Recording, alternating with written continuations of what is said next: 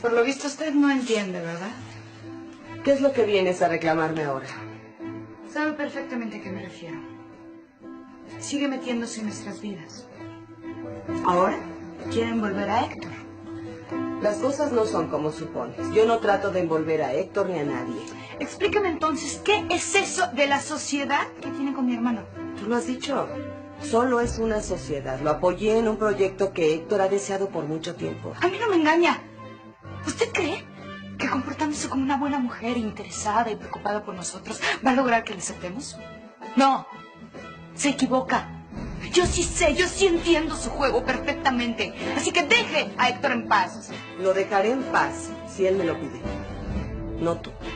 ¿Entendiste? Vaya. Ya sacó las garras. Que pronto afiló sus uñas y olvidó su apariencia inofensiva y dulce. Pero ¿sabe qué? La prefiero así, cara a cara, sin máscaras, sin falsedades. Porque a mí jamás ha logrado engañarme. Escúcheme bien, usted no es más que una hipócrita arribista.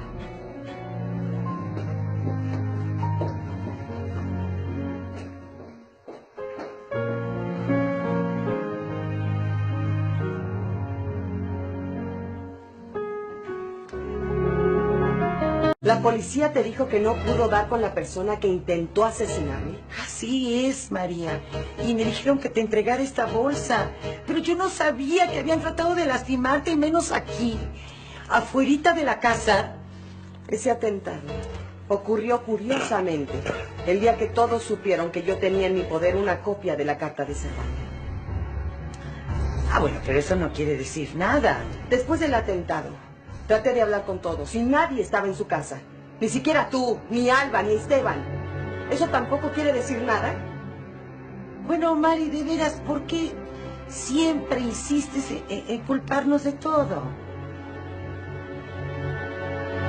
A lo mejor nada más te querían asaltar, ya ves cómo está. Sí, si hubiera sido así, me habrían arrebatado la bolsa, el reloj.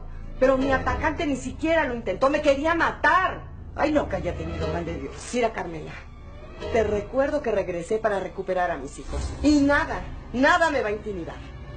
Un hijo es lo más valioso que la vida te da.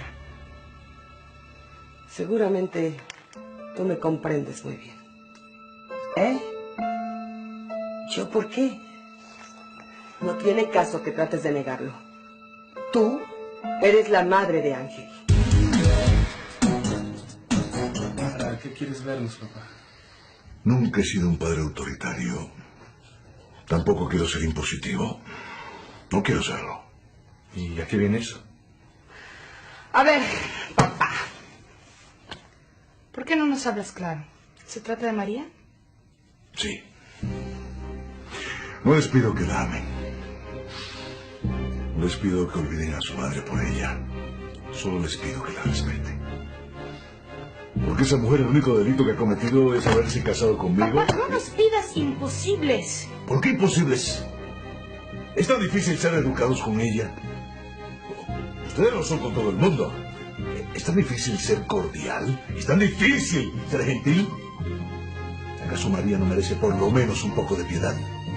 Papá, María se está robando un lugar en esta casa. Y nadie tiene piedad por un ladrón, ¿sí? Empecé esta conversación diciendo que no soy un padre autoritario. Yo no quiero imponerles a María. Por favor, les suplico. No, papá. No aceptaré que supliques. María es tu esposa y nosotros la respetaremos como tal. No hables por mí, ¿sí? Ni por mí. Cuando estás con María hablando de negocios, te he visto muy atento con ella. Bueno, papá. Eso es otra cosa. Es otro asunto, ¿sí? Pues mira mi petición como un negocio.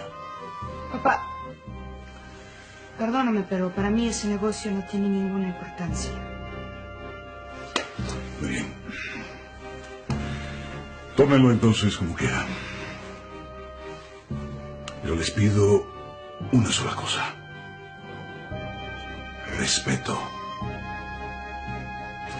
El mismo respeto que yo les tengo a ustedes como hijos. El mismo respeto que le tengo a María como esposa. ustedes deberían tenerle si fuera su madre.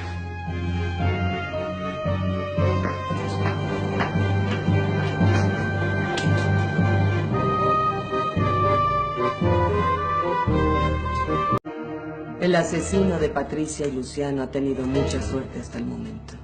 La policía no tiene ninguna pista para descubrirlo.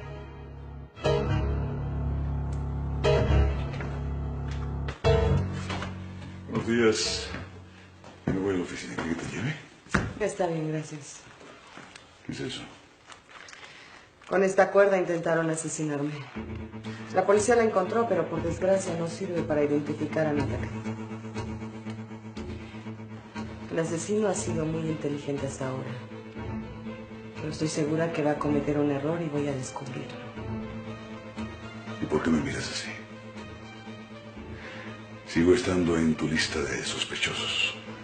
No tengo pruebas en tu contra, pero tampoco estás libre de culpa. Según tú, el nombre del verdadero asesino está en la carta que te dejo Servando. ¿Dónde está esa carta? Aquí en mi bolsa. Por desgracia, no he podido descifrar el nombre que está oculto en la carta. ¿Y no te has puesto a pensar que Servando pudo escribir otra mentira? No lo sé. Me aferro a creer que ahí está escrita la verdad. ¿Por qué no me la muestras? Déjame ver esa carta. María, si es cierto que ahí está el nombre del asesino, quizá yo pueda ayudarte a descifrarla, a encontrar esa verdad que tanto buscas. Déjame leerla. Déjame leerla, María. Dámela.